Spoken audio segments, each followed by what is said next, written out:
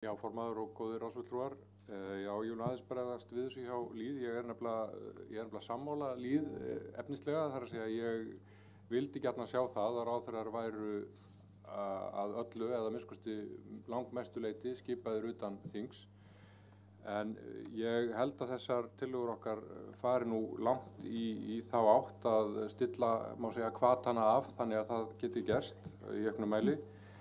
Nú, bara svo ég lesi hérna upp úr greinargerðin okkar, þá stendur hér greinargerð með þessari 5. tillögu.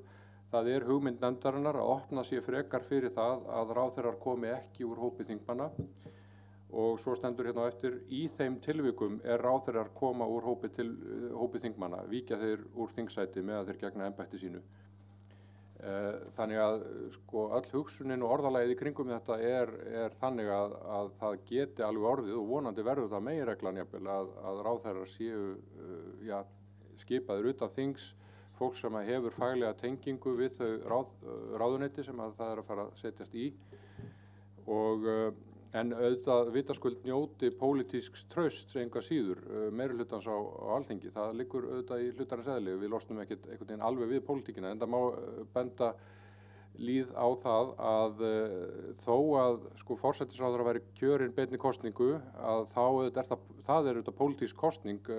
Forsætisráðherra er auðvitað í einhverju tilteknum flokki væntanlega og það sem við sjáum til dæmis í Bandaríkjunum eða Frakklandi þar sem að það er kosið beint í forsætisráðherrann eða forsetann, að þá auðvitað eru flokksleg tengsl enga síður milli framkvæmdarvaldsins og löggjafarvaldsins.